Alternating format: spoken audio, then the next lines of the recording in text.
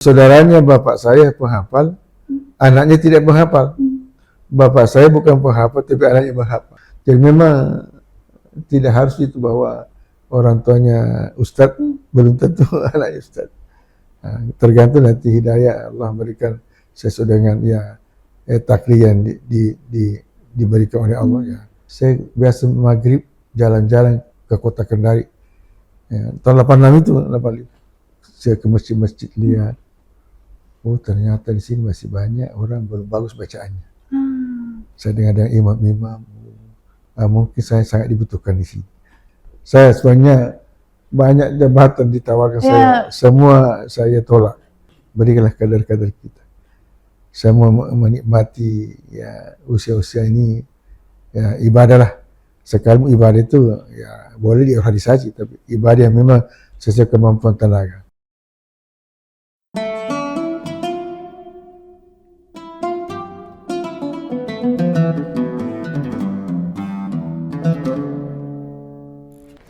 Assalamualaikum warahmatullahi wabarakatuh. Senang sekali rasanya saya Desi Triana menjumpai Anda dalam program Kisah Para Kiai yang tayang di channel YouTube tribunnews.com.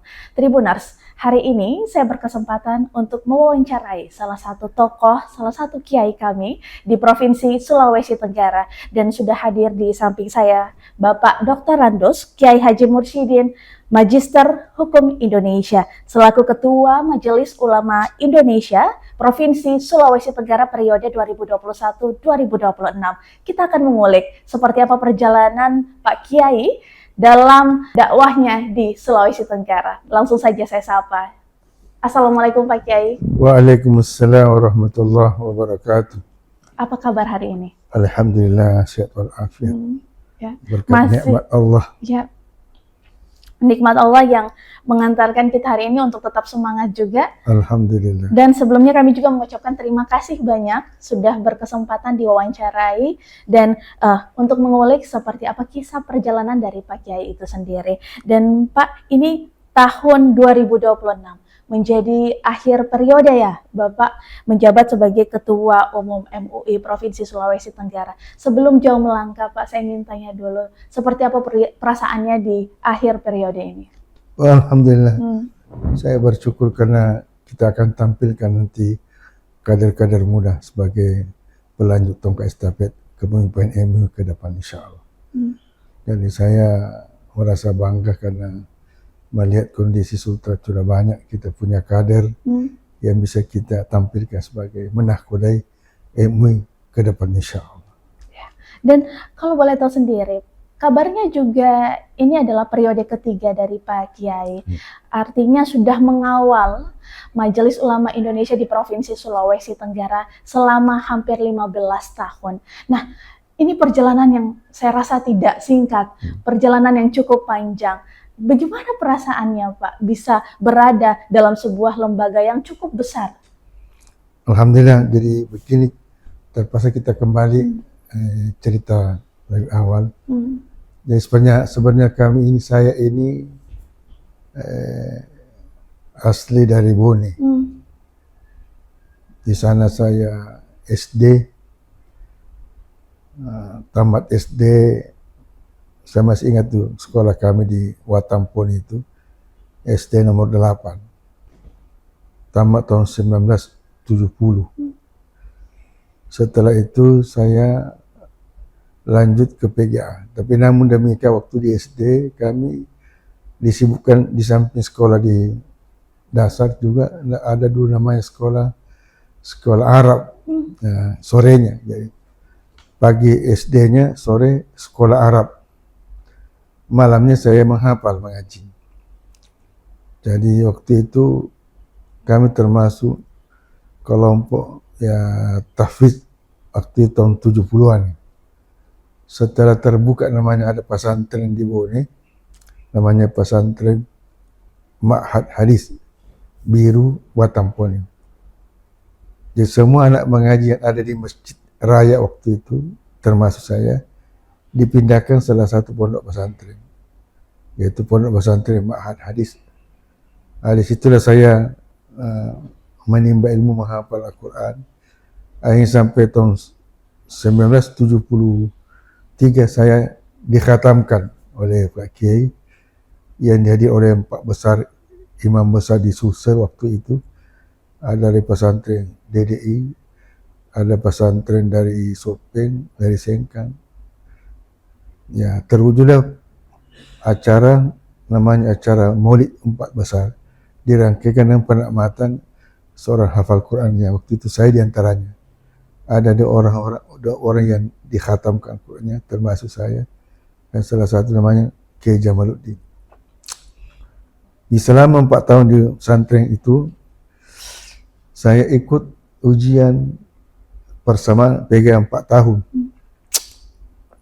Di saya itu tidak pernah sekolah formal, jadi 4 tahun di pondok pesantren itu menghafal pengajian kitab, ikut namanya ujian eksternal, artinya ujian persamaan.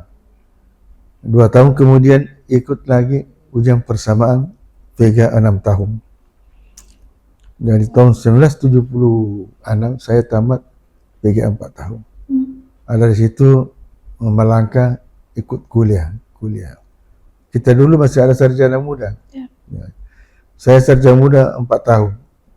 Ya, di bidang syariah. Karena saya kuliah di Fakultas Syariah yang buatan Poni waktu itu. Setelah tamat sarjana muda, lanjut ke Makassar karena S1-nya di Makassar. Ya, kita dulu itu sarjana muda saja 4 tahun. Terus lanjut S1-nya, doktoralnya itu 3 tahun. Jadi saya selesai tahun 1984 di Makassar waktu itu sebagai gelar Doktor Andes. Jadi kita dulu 7 tahun baru bisa selesai sarjana. Itu cepat. Ada yang 10 tahun. Ya. Seandainya dulu dibandingkan sekarang ini, sarjana muda bisa yang S1, S2-nya itu doktoralnya. Nah, kita kan 7 tahun itu baru sarjana lengkap. Itu namanya Doktor Andes. Setelah 85, saya selesai 84, 85 saya berhijrah ke Kendari. Di situ ada pendaftaran pegawai waktu itu. Karena waktu 85 itu masih kurang sarjana, jadi gampang jadi pegawai itu, tidak susah. Nah, walhasil terangkatlah saya pegawai tahun 1986 di Kementerian Agama. Dari situ ya sampai 2013, dari 1986 sampai 2013 saya mengabdi Kementerian Agama. Nah, berbagai jabatan pada saya lakukan, pernah Kadep Kota tahun 99 sampai 2000, saya Kepala Kantor Agama Kota Kendari. Terus ke Kanwil, berbagai tempat, pernah Kepala Bidang Haji, pernah Kepala Bidang Urais, pernah Kepala Bidang Penerangan. Akhirnya 2013 ada permintaan dari Bapak Gubernur waktu itu, Nur Alam.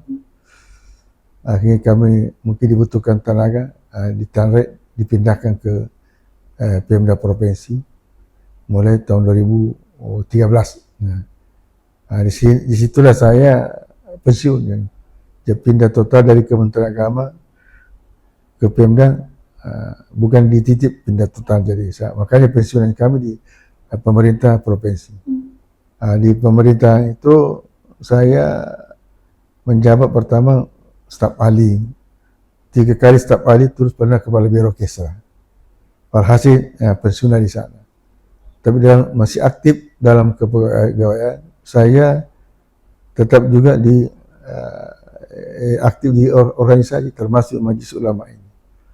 Jadi Majelis Ulama ini kami menangani sejak tahun 2000 belasan lah. Waktu itu ketika Pak Kiai Marwan Aidit, Ketua Umum MUI, dilantik, kurang lebih 1 tahun lebih beliau meninggal.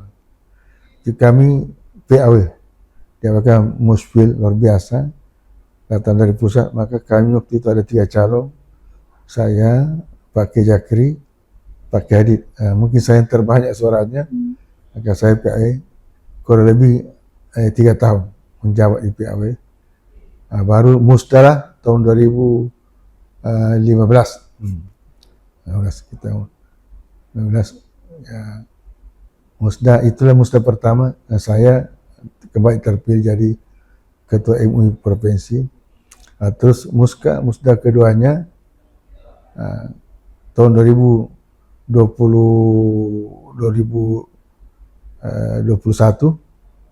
sampai 2026 ini saya juga terpilih yang kedua kalinya. Nah, akhirnya ya ini 2026 ini sudah berakhir. Akan musda insyaallah kita akan memilih nanti yang terbaik untuk menahkodai MUI ke depan. Nah, aturan dalam di MUI bahwa maksimal menjabat sebagai ketua umum itu maksimal 2 periode. Dulu ada 3 periode, tapi setelah ada aturan baru, maka itu sudah dipatok maksimal 2 kali. Nah, alhamdulillah di samping sebagai ketua umum selama ini, saya juga di ormas lain sebagai wakil ketua LPTQ provinsi. Yang ketuanya itu Pak Sekda, saya ketua 1 lembaga pengembangan tilawatul Quran. Itulah perjalanan hidup kami selama di Sultra. Jadi sejak 85 sampai sekarang berada di Sultra, jadi kurang lebih 41 tahun saya sudah di Kendari. Alhamdulillah. Masya Allah, panjang sekali ternyata. Dari Bone, Watampone, kemudian ke Kota Makassar, kemudian memilih Kota Kendari sebagai ibarat ini sebagai tempat bernaung hingga sampai menduduki berbagai macam jabatan dan dipercayai juga sebagai Ketua MUI Provinsi Sulawesi Tenggara. 1 kali PAW dan 2 kali dipilih secara lewat musyawarah daerah. Nah, Pak Kiai, kita ulas satu-satu karena perjalanannya luar biasa sangat panjang. Ketertarikan terhadap agama Islam itu sendiri, karena saya yakin kita tumbuh menjadi anak-anak itu biasanya kan pengen main, pengen banyak sekali aktivitas yang kita lakukan. Nah, Kiai pada masa kecil dulu itu ketertarikannya dalam belajar agama apakah memang terdorong karena orang tua yang mendukung aktivitas keagamaan itu sendiri atau seperti apa, Pak Kiai? Terima kasih nak. Jadi dulu karena rumah kami dekat dengan masjid raya itu, saya berada komunitas yang agamis, kan di situ ada pengajian, ada pembinaan hafalan, ada pembinaan pengaji dasar. Kan dekat dengan masjid, setiap hari ke masjid melihat anak-anak di situ menghafal, saya juga tertarik. Tadinya saya ikut belajar mengaji. Setelah dilihat guru ternyata saya punya potensial, langsung dibilang guru, Ananda pindah menghafal. Di saya menghafal Al-Quran itu kurang lebih 4 tahun. Mulai kelas 5 SD, saya menghafal Al-Quran, kelas 5, kelas 6, pindah kelas 1, saya berhenti, langsung pesantren. Jadi selama 4 tahun saya itu menghafal Al-Quran. Dalam umur kira-kira 15 tahun barangkali, kan baru 1 tahun tamat dari SD, sudah tamat 30 juz. Alhamdulillah, karena memang saat itu, karena berada komunitas memang, ya kita terpenuhi dengan lingkungan seperti itu. Jadi saya lah termasuk salah seorang santri yang pertama ditempatkan di pesantren itu. Pesantren apa kalau pesantren Ma'had Hadis Biru Watampone waktu itu. Masih ada sampai sekarang? Masih ada sekarang. Saya masih pembina sekarang di sana. Tapi sudah ada yang, itu adik-adik kami menjadi pimpinan di sana yang melanjutkan. Di situ tercetak berbagai banyak hafalan Quran. Setelah saya pindah ke Kendari, saya tingkatkan di pembinaan tahfidnya. Saya tinggal di Umus Sabri. Waktu itu saya buka pembinaan tahfidz. Ini muncullah banyak kader-kader kami sini yang punya pondok pesantren. Itu pondok pesantren Al-Askar, ada Hendrik Alpi, itu semua dari kami. Mereka sekarang besar pesantrennya, membina termasuk diantaranya bidang hafalan Al-Quran. Berarti dorongan lingkungan juga termaksud. Dukungan orang tua seperti apa? Ya, alhamdulillah, karena memang lukis seperti itu, pokoknya memang lingkungan sangat berpengaruh. Ya, dulu tidak pernah saya bayangkan mau menghafal Al-Quran, tapi karena selalu main-main di situ, tempat komunitas memang tempatnya para penuntut ilmu Al-Quran, akhirnya otomatis masuk. Ngikut juga ya. Seperti itulah yang kami alami selama ini. Ya, Kalau boleh tahu latar belakang orang tua dari Pak Kiai sendiri, kalau di Bone itu kan banyak petani. Iya. Ya, apakah orang tuanya juga petani kah atau Ah. pengusaha? Itu yang saya katakan bahwa memang menghafal Quran itu satu hidayah. Ya, ya. Tidak harus seperti dulu bahwa tidak jauh jatuhnya buah dari Iya, pohon. pohonnya. Jadi kalau kita melihat sejarah, orang tua saya bukan penghafal, tukang emas. Wah. Tapi saudaranya bapak saya penghafal, anaknya tidak menghafal. Bapak saya bukan penghafal, tapi anaknya menghafal. Termasuk saya sekarang ini, ya, saya sedih menghafal, anak saya tidak ada menghafal. Tetap waktu masih kecil saya bina untuk menghafal itu, tapi memang tidak ada bakatnya. Ternyata bakatnya ke eksakta. Di anak saya pertama itu, awalnya saya bina menghafal, selalu sakit kepalanya.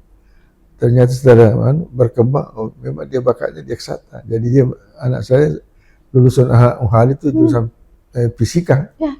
Yang pertama, yang kedua jurusan bahasa Inggris, yang tiga apoteker, tidak ada yang terakhir ini saya ikut dia, saya sarankan belajar di kuliah di IAIN, alhamdulillah sementara S2. Dia itu yang anak saya yang terakhir. Jadi memang tidak harus itu bahwa orang tuanya ustadz, belum tentu anaknya ustadz. Tergantung nanti hidayah Allah berikan sesuai dengan takdir yang diberikan oleh Allah ya. Maka saya katakan saya kasih menghafal anaknya orang, tapi tidak ada anak saya yang menghafal. Artinya Pak Kiai juga tidak memaksakan anak-anaknya untuk ikut seperti Pak Kiai? Tidak, ya, karena dulu di pondok pesantren Musabri kan saya di situ. Setelah tinggal berada di Kendari, tentu ditempatkan di situ membina anak santri sampai kerja di Kandil Agama kan berhadapan di situ Musabri. Saya didik menghafal, ikut juga anak. Dia sudah hafal satu juz, Senin sakit kepalanya. Oh, enggak bisa. Kan saja melatih tilawah, ya tilawah mana qori, hampir semua qari sultannya dari kami semua. Saya latih anak saya untuk tilawah, tidak bisa suaranya melonjak, datar. Memang tidak ada bakat. Jadi itulah ada usaha. Tapi memang tidak ada nasibnya anak saya ke sana. Tapi yang jelas semua anak saya semua dari sekolah agama, nanti perguruan tinggi baru pindah ke di umum. Ya. Jadi tetap diberikan jalur akses untuk belajar soal agama, ada. Namun berjalannya waktu punya keahlian tersendiri. Ya, kita arahkan setelah ternyata kalian ini kita arahkan ke sana. Iya. Dan Pak Kiai ini menarik juga, sangat menarik karena ternyata di tahun sebelum Pak Kiai sendiri di Kota Kendari itu ada penerimaan ASN dan kemudian Pak Kiai kenapa memilih Kota Kendari di antara, maksudnya kesempatan juga pasti ada di Makassar, ya, betul, ada di Sulawesi Selatan. Kenapa Kota Kendari di Sulawesi Tenggara? Begini ceritanya nak, jadi memang unik. Saya dulu nak waktu di pondok pesantren tidak ada niat menjadi pegawai. Saya sudah senang tinggal membina di pondok pesantren. Karena waktu itu setelah Pak Kiai saya tamat, saya diangkat sebagai ajudan membina penghafal. Jadi saya asistennya Pak Kiai membina penghafal di pesantren Bone itu. Tiba-tiba waktu tahun 85 Kakanil Agama ini sepupunya mertua saya. Di mertua saya sepupu Kakanil Agama. Ketemu di kampung. Kan istri saya orang Palopo.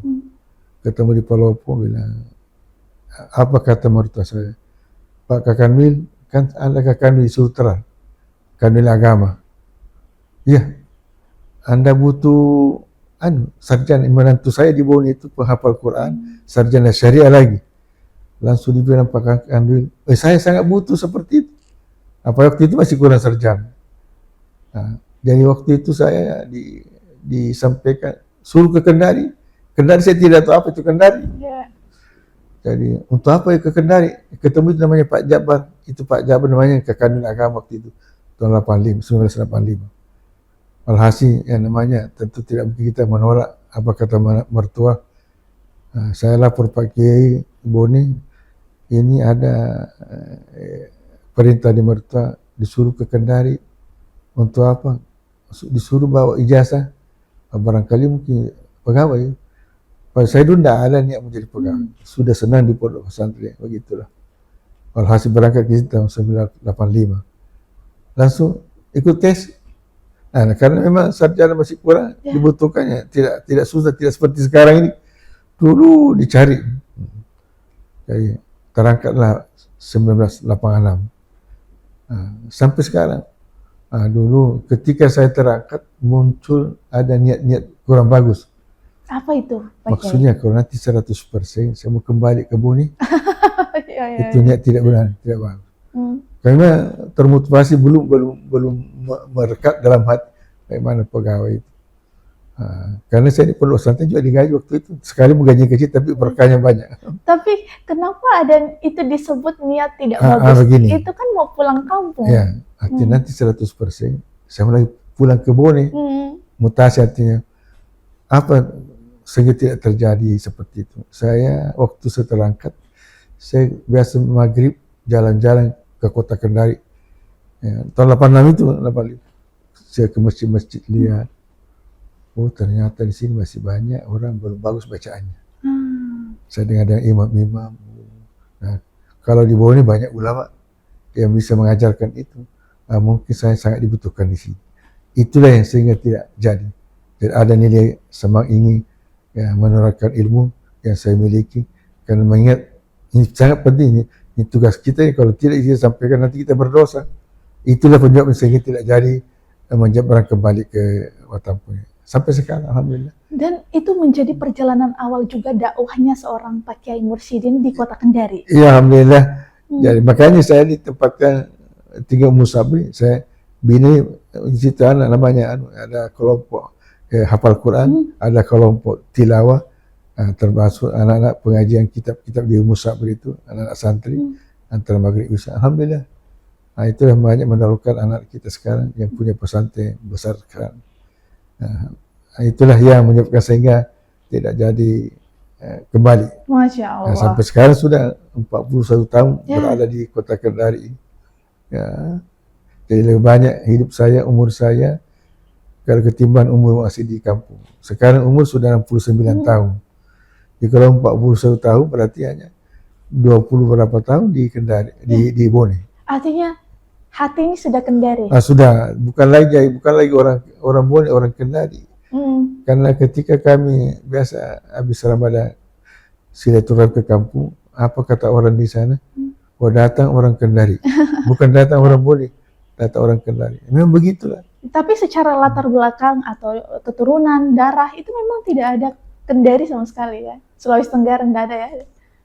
Sebenarnya begini, kalau kita kembali masalah keturunan, ini Kendari kan dulu sebenarnya bagian dari Sulsel. Iya, betul. Nenek kita banyak, makanya waktu saya ke sini sudah ada saudara nenek saya di Kendari Cadi, saudara nenek di situ. Dan nenek saya ada 8 ya, ada 5 saudara di sini, 4 di Kendari, 4 di Bone. Di waktu kami datang tahun 85 itu, sekalipun saya baru lihat di Kendari, tapi tidak merasa asing karena ada nenek yang tinggal di Kendari Cadi. Di situlah pertama saya ambil KTP di Kendari Cadi. Walhasil sampai sekarang. Terkait dakwahnya sendiri, Ustaz, masih ingat tidak tempat dakwah pertama, masjid pertama yang disambangi oleh Pak Kiai sendiri? Dakwah saya memang dulu kan waktu terangkat langsung di Kanwil. Tapi sebagai profesi, balik itu cara pertama di Musabri. Tapi saya waktu itu masih bisa kita merangkap penyuluh honorer. Saya tahu menyuluh di Cialam Jaya tahun 87 tuh, Cialam di Konda masuk. Di setiap malam Jumat saya naik motor ke sana mengaji daerah Trans di situ. Sampai juga mengisi jadwal di masjid kota-kota Kendari ini. Saya bergiliran. Waktu itu masih kurang masjid ya. Paling masjid yang besarnya masjid rakyat kota itu masjid Al-Falah. Ini Al-Kausar waktu itu datang baru dibangun. Masjid Al-Kausar. Nanti tahun 80-an sekian baru hampir tahun 90-an sudah baru dibangun Al-Kausar itu. Jadi kita keliling ceramah ya sangat dibutuhkan waktu itu. Nah, di samping memang pencarian masih kurang. Setelah beberapa tahun kemudian sudah mulai ya banyak berdatangan dan banyak kader-kader sudah bisa kita antisipasi masih di Kota Kendari secara keseluruhan begitu. Ya, dari perjalanan Pak Kiai sendiri, Pak Kiai memaknai perjalanan ini sebagai perjalanan apa Pak Kiai? Karena mulai dari kecil, kemudian juga berlanjut hingga masa dewasa, mengantarkan pesan-pesan keimanan kepada umat Islam, khususnya yang ada di Kota Kendari, Sulawesi Tenggara. Itu memaknai perjalanan ini seperti apa Pak Kiai? Makanya salah satu, saya anggap perjalanan yang mengandung nilai-nilai ibadah. Karena kata Rasul, siapa yang berhijrah karena Allah akan diberikan pahala berlipat ganda. Nah, hijrah di sini hijrah dalam arti pindah suatu tempat dalam rangka untuk mengembangkan pendidikan keagamaan, termasuk kategori nilai jihad. Jihad itu kan ada kesungguhan hati. Nah, karena jihad itu bukan diartikan sebagai perang. Seseorang memiliki jiwa kesungguhan hati itu sudah jihad. Mencari rezeki karena Allah itu jihad, berpahala. Menuntut ilmu karena Allah itu juga berpahala. Membantu orang karena hati sungguh betul karena itu jihad, termasuk nilai pahala. Termasuk Anda ini memberikan informasi bagaimana saya didengar orang menjadi dakwah, itu jihad, itu pahala juga. Pahala yang kita tidak sangka-sangka. Kan jangan dilihat bahwa pahala itu hanya salat, mengajak orang kebaikan itu pahala juga, karena Nabi mengatakan man dallahu ala khairi kafa'ili, siapa yang menunjukkan seseorang kepada kebaikan sama dia melakukan kebaikan. Jadi ketika Anda seperti menyebarkan, orang dengar, orang memanfaatkan itu pendengar apa yang kita sampaikan, mereka berpahala, Anda dapat pahala, saya juga dapat pahala. Maka tidak ada ruginya menyampaikan sesuatu kebaikan. Dan begitu juga sebaliknya, kejahatan yang kita lakukan, orang membuat kejahatan gara-gara kita, mereka dapat dosa, kita juga dapat imbasnya. Nah, seperti itu. Jadi perjalanan ini dimaknai sebagai perjalanan ibadah, jihad. Ya. Dan Pak Kiai, ini juga menyangkut terkait jabatan yang segera berakhir di tahun terakhir ini 2026. Setelah menjadi Ketua Majelis Ulama Indonesia Provinsi Sulawesi Tenggara, kira-kira apa nanti kegiatannya jika sudah tidak menjabat? Alhamdulillah. Saya sebenarnya banyak jabatan ditawarkan saya, semua saya tolak. Ini FKUB, Forum Komunitas Umat Beragama, kan saya rekomendasi umat Islam untuk masuk di situ. Saya ditawarkan, saya bilang saya tidak, berikanlah kader-kader kita. Saya mau menikmati ya usia-usia ini, ya ibadah lah. Sekarang ibadah itu ya boleh diorganisasi, tapi ibadah yang memang sesuai kemampuan tenaga. Jadi saya bersyukur ya. Bahkan sebenarnya periode sebelumnya saya sudah berniat untuk tidak menyahuti, tapi karena aklamasi Pak Kiai. Nah, untuk tahun ini ada aturan bahwa maksimal 2 periode. Sebelumnya kan masih bisa 3. Selama pimpinan di atas menyetujui pimpinan, berarti kalau provinsi disetujui oleh pusat, bisa 3 periode. Saya baru 2 periode. Setelah keluar aturan baru, saya sangat bersyukur. Batas maksimal. Nah, sebenarnya kegiatan kami masih banyak. Sekarang kami dilantik sebagai ketua IPIM. IPIM itu ya kalau di pusat Menteri Agama, ketua IPIM, Ittihad Persaudaraan Iman Masjid. Saya baru lantik Pak Menteri waktu S3 kemarin, saya dilantik sebagai ketua IPIM Sultra. Nah, itu ormas baru yang menangani masalah bagaimana membina imam bacaannya itu. Saya terima itu karena bagaimana punya profesi seperti itu dan tidak menguras tenaga seperti itu. Nah, IPIM itulah makanya saya terima. Yang lain itu nanti saya sudah minta maaf, nanti serahkan kepada adik-adik kami yang punya potensial, dan sekarang kerja sudah banyak yang mempunyai bisa ke arah situ. Jadi kegiatan kami kan saya di Masjid Agung Al-Quran sebagai imam besar. Nah, itu saya teguni, makanya ada mobil dinas itu saya panggil itu mobil imam itu dari Pemda. Sejak 2018 saya ambil itu mobil, dikasih untuk Pak Gubernur sebagai mobil dinas imam besar. Nah, itu mobil pemerintah, bukan mobil pribadi. Artinya akan terus juga berdakwah. Ya tetap ya. Iya, khususnya di Masjid Al-Kautsar. Yang Al-Kautsar, yang tempat saya berdakwah biasa Al-Kautsar, Al-Alam, Umus Sabri, masjid saya dekat rumah di Masjid Nurul Huda di Balai Kota, Masjid Al-Jariyah. Tidak banyak saya terima, kecuali ceramah-ceramah lain. Saya kondisikan kekuatan kesehatan. Oke, terkait kesehatan sendiri nih Pak, dari Pak Kiai sendiri ada tidak tips menjaga kesehatan?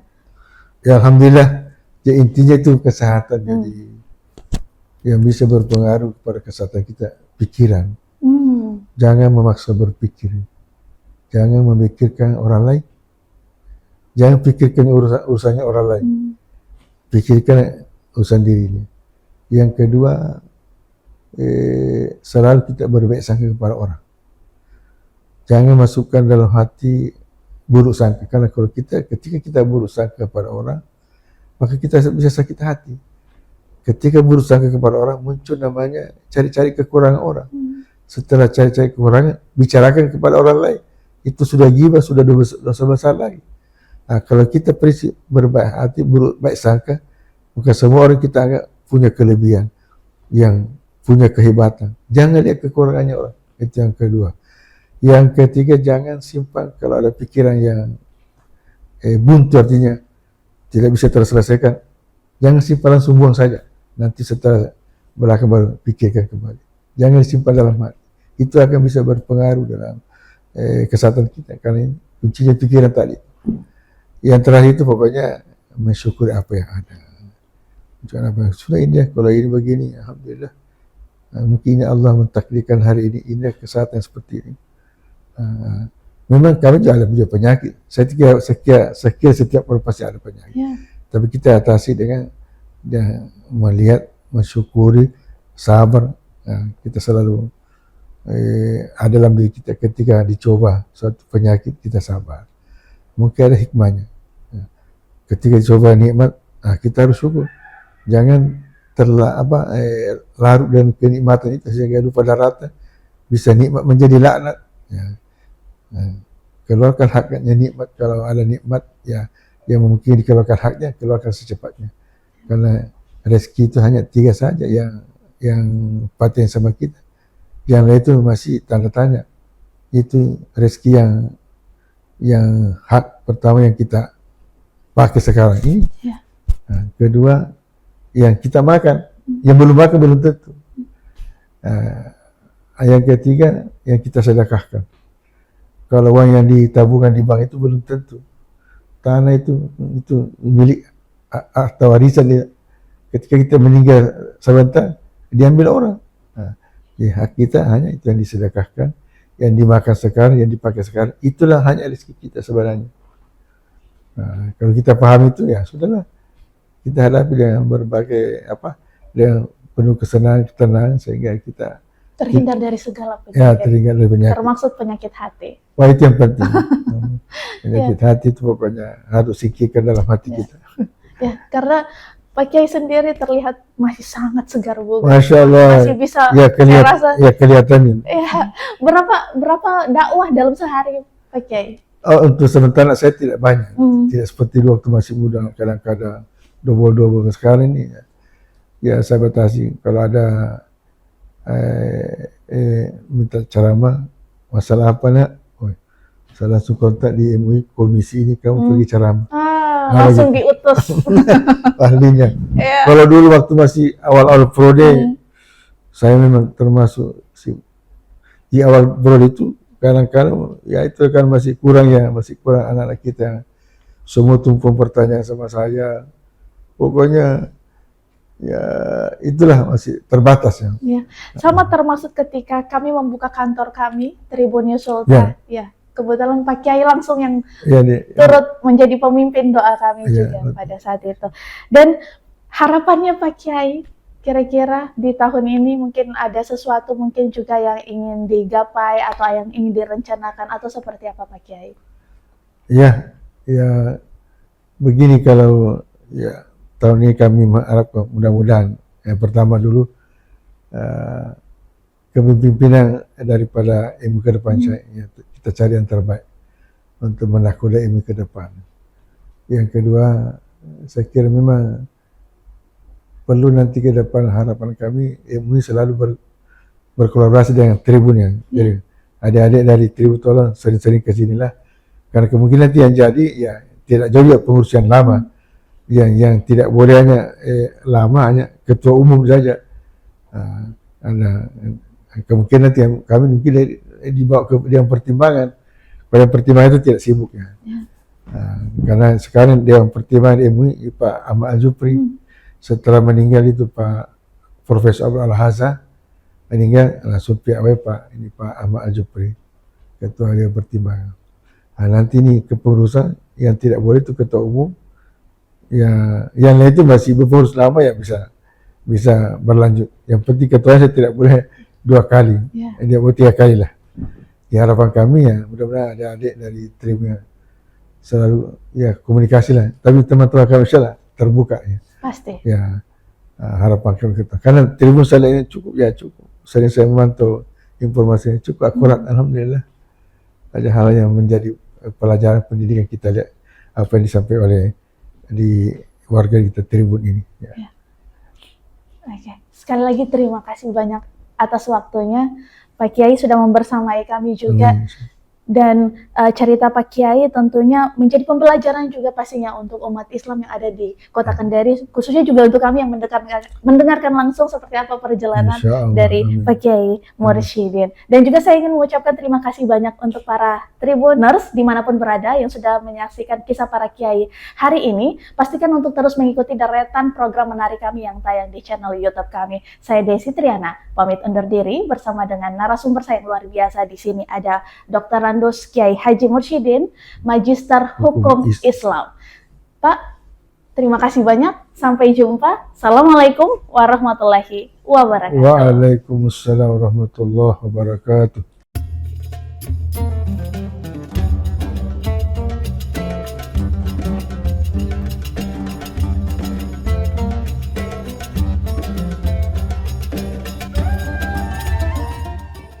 Kami mengenal beliau Pak Kiai Haji Mursyidin itu sejak dari mahasiswa. Kami kuliah saat itu sudah sering mendengar beliau dan melihat beliau tampil dalam berbagai kegiatan-kegiatan keagamaan. Bahkan beliau juga pernah mengajar kami di IAIN Kendari. Kami kagum kepada beliau karena memang beliau adalah sosok yang memiliki keilmuan, tetapi tingkat ketawaduannya cukup berbeda. Bagi kami beliau adalah sosok yang sangat ideal. Dia berdakwah tidak dengan retorika yang kuat dan besar, tetapi dia memberikan dakwah kepada kami contoh-contoh teladan yang sangat santun, yang baik dengan sikap dan perilakunya kepada kami anak-anaknya, sehingga kami mewarisi hal yang demikian. Tidak mesti keras, tetapi membangun jalinan komunikasi kepada semua stakeholder dengan ramah, tentram, dan damai. Suasana seperti ini sangat patut untuk senantiasa kita pertahankan, dan itu kami tidak dapatkan dari tokoh-tokoh yang lain kecuali dari beliau. Dan selama memimpin majelis ulama, memberikan kesempatan kepada kami semua di komisi-komisi untuk senantiasa berkembang, untuk mengembangkan ilmu kita masing-masing di berbagai sektor, sehingga kami merasa bahwa dia adalah seorang orang tua sebagai ayah bagi kami semua, sehingga apapun yang dikatakan insyaallah kami sami'na wa ata'na kepada beliau. Kiai Haji Mursyidin MHI adalah seorang imam besar di Masjid Al-Kausar. Kemudian saya mengenal beliau sudah puluhan tahun. Dan beliau orang yang santun, adalah pembimbing, penceramah, guru, kemudian orang yang santun dengan keluarga. Beliau sulit kita dapat karena dia adalah seorang penghafal, seorang imam, seorang penceramah. Kiai Haji Dr. Randos Mursyidin MHI, sosok beliau saya mengenal sejak saya santri di pesantren Ummu Sabri. Beliau mualim saya, guru saya, baik guru hafal maupun guru tilawah, dan guru bahasa Arab. Beliau tinggal di pondok membimbing kita. Kemudian sampai berikutnya kami sampai di masjid ini karena binaan beliau, dan beliau adalah yang pertama, selain dia hafiz Quran, beliau ada seorang pembina tilawah, kemudian ketua LPTQ, ketua Majelis Ulama, dan di organisasi Islam lainnya beliau yang jadi tokoh, ya jadi ketua. Dan secara pribadi kami dibimbing sejak dari serah kami di pesantren dibawa ke sini Al-Kausar ini sejak tahun 92 sampai sekarang. Beliau kemudian sampai jadi imam di sini. Beliau juga membina di sini, membimbing kecuali jadi imam. Selain jadi imam, beliau adalah membimbing setiap malam Rabu itu beliau untuk membawakan pengajian di masjid ini kita yang dibimbing. Dan yang sangat berkesan sekali, beliau adalah tidak mengenal capek, tidak pernah mengenal lelah untuk membina, baik yang dibina itu baik kalangan orang tua, mas ta'lim maupun mahasiswa, ya baik kalangan mahasiswa. Karena beliau itu selain mempunyai karakter pemimpin, tetapi beliau tidak pernah ada marahnya. Caranya bertutur kata itu sangat mengerti sekali itu yang dibinanya. Ya, artinya apa? Sekalinya beliau bicara, maka kami sudah paham maksud beliau.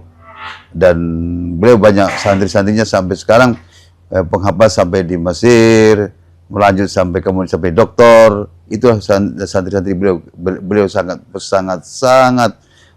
luar biasa, yaitu mencetak penghafal, mencetak qori, ya, ilmuwan di akademisi di IAIN itu, baik di IAIN maupun UNHALO, mereka lah santri-santrinya beliau semua.